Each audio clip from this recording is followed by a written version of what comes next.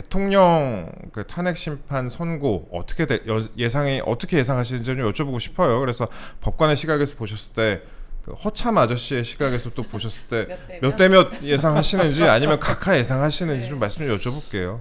저는 이론상으로는 각하가 맞다고 생각합니다. 이론상으로 각하가 맞다. 원래는 사실 그때 제 의견을 요구했으면 제일 깔끔하게 되지 않았을까 싶은데, 근데 결론에서 현실적으로 각하를 쓰실 분이 있으실지는 상당히 의문이 들고요.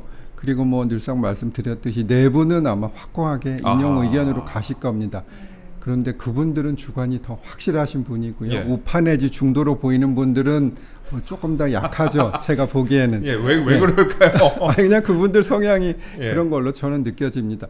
그래서 저는 뭐 제 희망은 한 5대3 정도 나오면 좋은 결론이 아닐까. 5대3과 6대2가 간당간당한 게 아닐까. 뭐 그런 생각이 듭니다. 제가 이것도 하나 개인적으로 여쭤보고 싶은 부분이, 저도 법조계 취재를 나름 몇 년 했지만 느끼는 게, 과거에 운동권 생활을 하셨던 분들은 법조인이 됐어도 검사나 판사가 됐어도 그때 성향을 그대로 갖고 가시는 분들이 꽤 많더라고요. 이런 거 혹시 어떻게 느끼세요? 뭐 사실 뭐 나이가 그 정도 되셨으면 우파로 돌아가는 게 저는 맞다고 보는데, 젊었을 때 그런 생각을 아직도 갖고 계신 분들이 많고 그게 좀 안타깝죠. 저는. 그렇습니다. 변호사님도 지적을 하셨지만 그간 각종 위법 졸속 재판 논란이 있어 왔는데요. 문영배 대행 대신에 그 큰 재판 경험이 풍부한 전임 이종석 소장이 지휘했다면 뭐 이런 혼란은 없었을 것이다. 이런 비판하는 목소리가 계속 꾸준히 제기되고 있거든요. 저도 뭐 그렇게 생각하고요. 이종석 원장은 정말 인품과 실력 뭐 하나 나무랄 부분이 없는 분이었어요. 개인적으로 제가 같은 일을 해서 옆에서 뭐 상당 기간 정도 직접 뵀습니다. 저보다 4살 위고 연수원 기수도 4기수 위인 15기일 거예요. 그래서 법원 내에서 뭐 도덕 교사라고 불렸다. 이런 얘기가 있더라고요. 그래서 그분이 했다면 적어도 절차상 불공정 문제가 생기게 진행하시지는 않으셨을 것 같아요. 또 개인적인 일을 말씀드려도 되는지는 모르겠습니다만 제가 아마 그분이 상을 당하셨는데 문상을 못 간 것 같아요. 그래서 제가 어쨌든 도리를 해야 될 것 같아서 그분한테 갔더니 안 계시더라고요. 그래서 부의금을 이렇게 놓고 오려고 했는데 들어오셨어요. 근데 그거를 정말 안 받으신다고 그렇게 극구 만류를 하셔서 결국은 드리지 못하고 왔습니다. 그때는 공직자에 대한 부의금 제한도 없었던 때였는데 정말 그 강직함에 제가 놀랐습니다. 그런 소장님도 계셨었다 이렇게 그렇습니다. 말씀하셨는데, 전임 이제 이종석 소장님에 대해서 이렇게 짧게 좀 말씀을 하셨는데, 제가 그렇게 저도 비슷하게 생각을 하고 있습니다. 이게 우리 국민 여러분들이 헌재에 대해서 지금 불신 같은 걸, 거의 절반의 국민들이 불신을 갖고 있는 그 이유는, 그러니까 이게 정치적으로 치우쳤다 그 부분도 있겠지만, 그런 의심을 받는 부분도 있겠지만, 이 과연 재판을 공정하게 진행을 하고 있느냐, 절차대로 진행을 하고 있느냐, 그런 부분들에 대한 국민들의 의심이 제일 많지 않은가, 그런 생각을 하고 있습니다. 그러니까 재판을 공정하게만 진행을 하고 그 원리 원칙대로 진행을 했으면은 이런 일이 없었을 텐데, 비판을 받는 일이 없었을 텐데, 이거를 갑자기 기일을 그냥 일괄적으로 지정을 해버리고 그다음에 초시계까지 동원을 하고 전에 있지 않던, 존재하지 않던 일들을 갑자기 막 벌이다 보니까 너무 무리하게 재판을 진행하고 있는 거 아니냐, 너무 무리하게 재판을 지휘하고 있는 거 아니냐, 그런 좀 비판이 제기가 되고 있는 상황이죠. 보면 문 대행께서 좀 요령이 없는 게 아닌가. 공정하게 하고 뭐 시간도 넉넉히 주고 이렇게 했으면 사람들이 불만을 제기하지도 않았을 것이고, 그리고 헌재에 대한 그 반대 여론이 뭐 50% 가까이 올라가는 그런 일은 없지 않았을까 하고 좀 안타까운 생각이 듭니다. 그 문영배 대행 담당 일진이잖아요. 행배 담당 일진으로 보셨을 때 좀 안타까우시죠? 그렇습니다. 제가 사실 그분을 뭐 시체 말로 하면 팬다 이렇게 소문이 났지만 그래도 저하고 뭐 나이도 같으시고 연수원 기수 하나 위고 대학도 하나의 선배인데 그분을 패고 싶겠습니까? 그 마음은 그렇습니다. 그럼 제가 이제 그 재판 실무 관련해서도 말씀 좀 여쭤보고 싶어요. 법관 생활을 오래 하셨으니까 지금 이제 대통령에 대한 그 탄핵 심판 선고 일자가 뭐 밀린다, 뭐 다음 주 이후가 될 것이다, 이런 보도가 많이 나오고 있는데, 그러니까 국민들이 궁금한 부분이 또 이 부분일 것 같습니다. 결정문을 만드는데 얼마 정도의 시간이 걸리느냐, 보통 이제 평의가 다 끝난 후에 결정문 작성하는데 어느 정도 시간이 소요가 되며, 그러면은 우리가 그때로부터 어느 정도의 날짜를 예상을 하면 되는 걸까 하는 그런 궁금함이 있을 것 같은데, 어떻게 보세요? 대법원에서 예. 뭐 일을 하다 보면 사건의 결론이 어느 쪽 다 할 수 있다. 이렇게 보면은 두 가지의 결론이 다 가능하도록 보고서를 미리 만들어서 보고를 하기도 해요. 네. 그래서 저는 이 사건은 어느 정도 정리나 결정문 작성은 다 돼 있을 거고 아하. 다만 그 대법관 평의를 거쳐서 어떤 쪽으로 이렇게 쓰자라고만 하면 될 것 같아서 네. 이거는 뭐 결정을 작성하는 시간이 지금 부족해서 아. 선고가 안 되고 있는 건 아니지 않을까. 아. 의견이 직결되지 않아서 안 되는 예. 거라고 저는 생각합니다. 미리 논리 같은 건 그러니까 연구관들이 작성을 네, 다 준비를 해놓은 작성해놓습니다. 상태고 예, 예, 그 다음에 이제 서로 이제 평의해서 의견이 좀 엇갈리고 있는 것 같다 예, 이렇게 말씀하시죠. 그렇습니다. 예. 이게 그 대법원에서도 재판 연구관들이 비슷하게 많이 또 작성을 해놓잖아요. 사실상 예, 예, 그렇게 예. 합니다. 그런 식으로 좀 예, 예. 그러니까 헌법재판소도 그러니까 그리고 그러면 또 하나 제가 여쭤보고 싶은 부분이 그러면 이번에 또 TF가 최근에 좀 논란이 좀 됐었잖아요. 이 TF라는 거에서 그러면은 그런 논리 같은 거 준비를 해놓는 건가요? 예, 뭐 그렇게 작성할 아. 것 같습니다. 예. 그러면 그거에 대해서 문영배 대행이 이런 식으로 작성을 하라 오더를 내리는 게 아니라 이런 의견도 있고 저런 의견도 있습니다. 보통 이런 식으로 물론 취합으로 할까요? 지침은 이렇게 예. 주지만 그 구체적인 작성은 아마 연구관들이 할 겁니다. 예, 예. 알겠습니다. 그리고 제가 또 여쭤보고 싶은 부분이 이 대통령 측에서 윤석열 대통령 측에서 헌법재판소 변론 재개를 신청을 안 한다라고 하는 것 같아요. 일단 기사를 보니까 그 여당 내에서도 아니 마은혁 임명 카드가 살아 있어서 변론 재개에 실익이 없는 거 아니냐, 마은혁 후보자 이거 와버리면 이게 더 곤란해지는 거 아니냐 이런 식으로 판단하는 것 같은데 이거는 좀 어떻게 생각을 하세요? 저도 대통령 측에서 재개 신청을 하지 않을 것이란 보도는 봤고요. 네. 사실 탄핵이 기각될 가능성이 없는 것은 아니나 또 그렇다고 확신할 수는 없어요. 근데 보수 유튜버들 보면 대부분 탄핵이 뭐 각하 또는 기각이 확실하다 이렇게 말씀하시는데 저는 그렇게 보지는 않고요. 그래서 재개 신청을 하는 것이 더 낫지 않을까. 물론 이제 안 한다고 하시지만 저는 네. 그렇게 생각이 들고요. 재개를 한다면 두 가지 사유가 있을 거예요. 첫째 이제 구속 취소가 받아들여진 것. 야당에서는 사실 뭐 탄핵의 결론과 구속 취소는 직접적인 관계가 없다고 하고 있고 네. 이는 뭐 어느 정도는 맞는 말입니다. 그리고 재판을 구속 상태에서 받느냐 불구속 상태에서 받느냐 이거는 뭐 유죄 무죄의 결론과는 무관하지만 또 영향을 미치는 경우도 전혀 없지는 않고요. 그리고 구속 취소 사유 중에 구속 기간이 지난 상태다.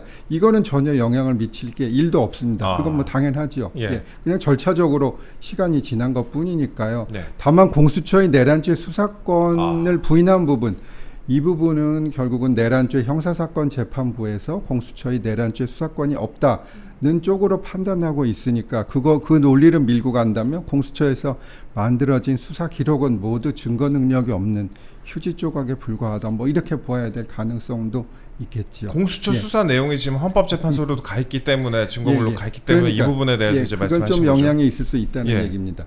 그리고 두 번째는 이제 곽종근 특전사령관의 회유 정황의 녹취록이 나왔잖아요. 예. 그 내용이 이제 뭐 양심 선언하라고 했다, 뭐 내란죄로 엮으려고 했다. 두 가지인데 본인이 이거에 대해서 이제 고교 동창이 회유한 것이다. 이렇게 해명을 했는데 사실 고교 동창이 양심 선언하라 이것도 이상하긴 하지만 더더욱 내란죄로 엮으려 한다 이런 얘기는 나올 수가 없잖아요. 예. 그래서 저는 이 변론을 재개해서 곽종근님의 증언을 다시 들어보는 게 적절하지 않나 생각이 들고요.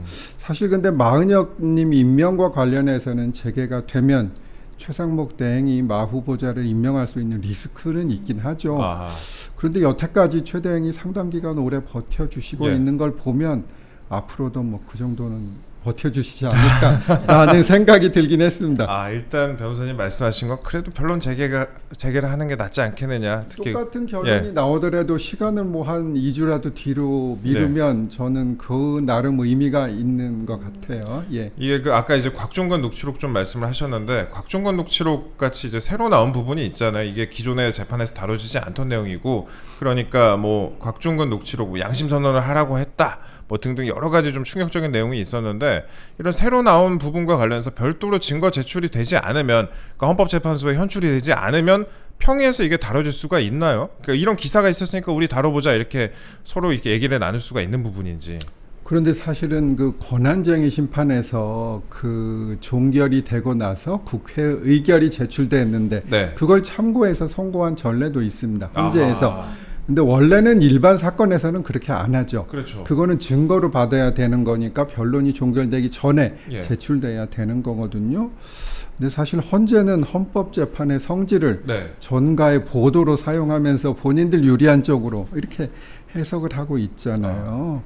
근데 일반 재판에서는 그렇게 변론이 종결되고 나서 증거를 제출하는 경우는 전혀 없습니다. 근데 헌재가 하고자 마음 먹는다면 뭐 권한쟁의 심판에서도 증거로 참고를 했으니까 네. 사용을 했으니까 녹취록 등 자료를 심판에 반영할 수도 있어요.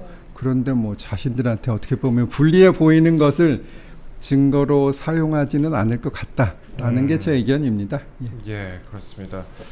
야, 이게 그 곽종근 녹취록 같은 건 저는 상당히 중요한 부분이라 생각하고 있는데 이게 참고 자료 이런 걸로 제출이 돼도 눈여겨 보긴 하나요? 일단 법원에 참고 자료 제출하면 그건 잘 안 보잖아요. 제출할 수는 있고 예. 그게 중요한 거라면 네. 보고 그게 결론에 영향을 미치도록 재판을 하는 경우는 있는데 지금 뭐 네 분의 재판관들은 저 좌쪽으로 그렇게 해주실 것 같지는 않습니다. 아, 예. 알겠습니다. 저희가 그러면은 한덕수 지금 총리 관련된 부분도 좀 여쭤봐야겠는데 뒤늦게 이제 감사원장하고 검사 탄핵 심판 선고를 내일 한다고 합니다. 내일 한다고 하는데 정작 이제 한덕수 총리에 대한 선고는 지금 한없이 좀 늦추고 있는 그런 상황이에요. 한덕수 총리 사건이 검사 탄핵 사건보다 먼저 종결됐고 아니 지금 그리고 한덕수 총리 사건도 이게 내용이 복잡한 것도 아닌데 굉장히 세월한 세월의 재판이 좀 진행이 되고 있고 대체 그러니까 국민들이 궁금해하는 부분이 시청자 여러분들도 아마 궁금하실 텐데 무슨 순서로 어떻게 선고를 하는지 알 수가 없는 것 같아요. 그러니까 보통 일반적으로 우리가 사회생활 할 때는 선입선출이 원칙이잖아요. 근데 재판은 이게 뭐가 원칙이야 이런 생각을 좀 하실 것 같은데 어떻게 보세요? 보통 일반 예. 사건을 진행할 때는 당연히 선입선출로 하고 있습니다. 네. 근데 이제 헌재에서는 중요한 사건 먼저 한다. 뭐 그것도 제가 뭐 인정해 드릴 수는 있는데 그렇다면 한대행 사건은 사실 중요하거든요. 네. 다른 거 빼고는 대통령 빼고는 저는 제일 중요하지 않나 이렇게 생각이 드는데 그리고 또 말씀하셨듯이 이건 쟁점이 제일 간단합니다. 의결 정족수가 151명 아니면 그렇죠. 200명 요거만 판단을 하면 되고 그것도 뭐 주석 헌법재판소법 그 책에 명확히 나와 있습니다. 뭐 연구하고 할 것도 없습니다. 저는 그래서 적어도 이 사건은 빨리 하셔야 되는데 지금 안 하고 있다라고 말씀드립니다. 네. 근데 중요도로 봐도 그렇고요. 한덕수 총리 사건은 대통령만큼 중요한 사안인데 너무 깜깜이로 재판이 이루어지는 거 아니냐 이런 비판이 있는데요. 그 한대행 사건에 대해서는 가처분이 있어요. 네. 가처분이 있으면 당연히 본안 사건보다 더 신속히 하게 아하. 되어 있습니다. 예. 일반 사건에 그냥 법원에 민사나 뭐 행정에도 가처분이 있거든요.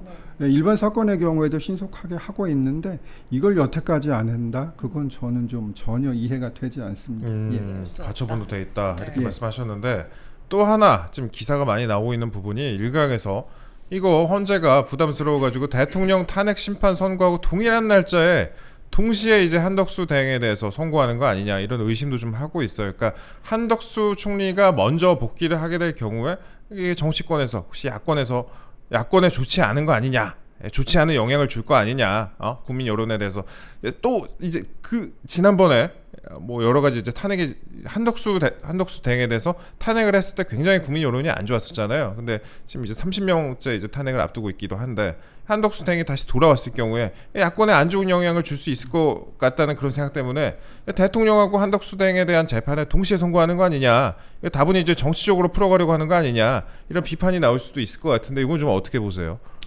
예, 헌재에서 한덕수 대행에 대한 탄핵을 각하 내지 기각을 하면 한 대행이 복귀하게 될 거고요. 네. 그렇다면은 마 후보자 임명이 물 건너가는 게 아닌가. 지난번에 뭐 한 대행께서는 3명을 다 거부를 하셨잖아요. 그렇죠. 최 대행은 뭐 2명을 임명했지만 그래서 마 후보자 임명 때문에 시간을 끄는 것이 아니냐 이런 의심의 눈초리를 또 받을 수 있는 행동을 헌재에서 하고 계십니다. 그러면은 이런 날짜 같은 것도 그 헌재 소장 대행인 행백훈께서 정하시는 건가요? 원래 일반 재판을 하면 재판의 진행은 재판장이 하게 되어 있긴 합니다. 네, 예. 그런데 이 부분은 사건의 결론뿐만 아니라 중요한 것이니 평의로 정하지 않을까. 지난번에 윤 대통령께서 그 길 변경 신청을 했을 때 그때도 평의에서 뭐 몇 대 몇이 됐다 뭐 이런 얘기가 새어 나온 적이 있었거든요. 아마 상의를 할 것으로 보입니다. 일단 상의를 할 것으로 보인다 말씀하셨는데 좀 아쉽기도 하네요. 이게 그 지금 헌법재판소에 동일한 비슷한 의견을 가진 네 분만 계시는 게 아니라 다양한 재판관들이 존재하고 계시는데 이거 이런 식으로 재판이 특히 선고가 미뤄지게 된다면 한덕수 대행 같은 경우에는 지금 우리나라 외교나 뭐 통상 압박 같은 부분에 있어서도 상당히 대응이 좀 어려운 상황인데 한덕수 대행이 빨리 복귀를 해야 미국과의 그런 외교라든지 통상 문제도 좀 극복할 수가 있는 부분인데 지금 약간 리더십 부재 상태다. 우리나라 국가 자체가 리더십 부재 상태다라는 비판을 받고 있는 상황인데 좀 아쉬운 부분이 아닐 수 없습니다. 저희가 짤막하게 이 정도 좀 정리를 해봤고요.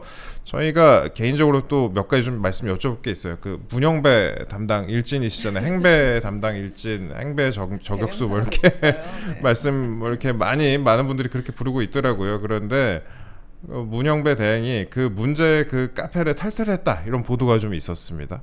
예. 이전에 이제 SNS 계정도 문제가 되니까 해명 대신 삭제를 했었는데 이번에도 문제의 카페를 조용히 탈퇴했다 이런 보도가 있었는데 좀 어떻게 보셨어요? 사실 행범방에는 음란글이 뭐 한 2,000건 이상 올라왔다고 제가 알고 있고 네. 회원 수가 77명에 불과하고 네. 그리고 또 문 대행께서는 거기를 즐겨 찾는 카페인가 이런 등록을 해 놓으셨더라고요. 네. 그래서 이런 사정을 종합해 보면 음란글을 안 보기는 어려웠을 거다라고 예상은 됩니다. 네. 그리고 거기는 아청물이라 그래서 아동 청소년 아청물은 굉장히 중하게 처벌받거든요. 그것도 상당히 있었다고 해요.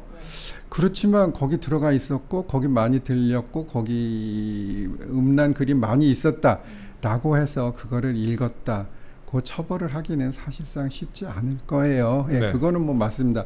근데 이번에 탈퇴까지 해서 더욱 비판을 받지 않을까라는 생각이 들고 이건 좀 조심스럽긴 한데 네. 조금 제가 말씀을 드리면 최근에 문 대행께서 쓰신 독후감에서 문제되는 독후감. 부분을 제가 또 두어 개, 뭐 제가 발견한 건 아니고 다른 네. 분들이 발견하신 걸 제가 또 찾게 된 게 있었습니다.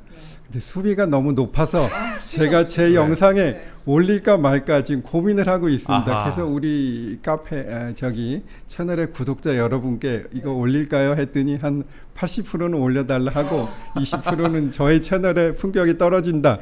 올리지 말라. 뭐 이렇게 네. 얘기하시는 분도 있어요. 그래서 제가 조금 순화해서 말씀을 드리면 처제와 형부와의 사랑이 괜찮은가 네. 뭐 이런 얘기를 하신 거예요. 근데 사실은 사랑이 아니고요. 그거보다 훨씬 더 네. 적나라한 단어입니다. 그렇죠. 그 책이었던 것 같아요. 한강 작가가 맞습니다. 쓴 그 예, 예. 책이었는데 그거에 대해서 저도 그 단어를 말을 할 수가 없을 것 같아요. 채널이 더 폭파될까봐 채널이 폭파될까봐 그 단어를 말을 못할 것 같은데. 보면 이제 한 세 가지 질문이 있었죠. 왜 자살하면 안 되냐? 그런 얘기는 할 수 있죠. 당연히 자살이 뭐 좋은 거, 도덕적으로는 뭐 비난을 받겠지만 네, 네. 뭐 그런 생각을 당연히 할 수 있고 하나는 채식주의 하면 왜 안 되냐? 그거는 좀 얼마든지 얘기할 수 있는 건데 그 사이에 그게 하나 끼어 있어요. 그래서 뭐 사실은 간통죄가 폐지되어서 형사법적으로는 지금은 죄가 아니겠지만 너무나 부적절하지요. 그래서 이게 도대체 부적절한 근거가 뭐냐? 저도 이제 근거를 대야 될 거 아닙니까? 그냥 비난을 할 수는 없을 거고. 근데 법관 윤리 강령이라고 있어요. 네. 거기 보면은 법관은 품위를 지켜야 한다. 이렇게 돼 있는데 그런 얘기를 하시는 거는 저는 품위 유지 의무에 위반된 게 아닌가 생각이 들긴 합니다. 이제 그거 하나 제가 찾았고요. 그리고 또 이거는 사실 괴테의 예를 든 건데 괴테에 대해서 설명한 거죠. 괴테는 74세가 되어서 18세 소녀와 사랑을 했다. 아하. 이거는 뭐 사실인 것 같아요. 예. 제가 뭐 확인을 안 했는데, 근데 이제 여기다가 이제 문대행의 의견을 쓰셨는데 사랑에 대한 끊임없는 욕망을 포기하지 않았다. 이렇게 쓰셨어요. 이것도 조금 저 입장에서는 좀 땀이 나네요. 예. 그러셨어요. 그래서 하여간 이거 뭐 두 가지 예를 들어보면 뭐 괴테 얘기를 하고 뭐 그 소설 관련 얘기를 한 거지만 성적 취향이 조금 특이하시지 않은가 이런 비판을 받을 수도 있지 않을까 그래 좀 그랬습니다. 예. 저희가 마지막에 문영배 담당 일진도 예. 약간 버거워하시는 독후감. 아, 예, 그렇습니다. 예, 예. 무영배 담당 일진 오늘 저희가 김익현 변호사님과 또 함께 했습니다. 26년 법관 경력에 서울중앙지방법원 부장판사 출신의 김익현 변호사님과 함께 오늘도 방송했는데요. 여러분들 그래도 궁금해하실 만한 부분들 저희가 최대한 좀 저희가 질문을 골라가지고 좀 말씀을 드렸어요.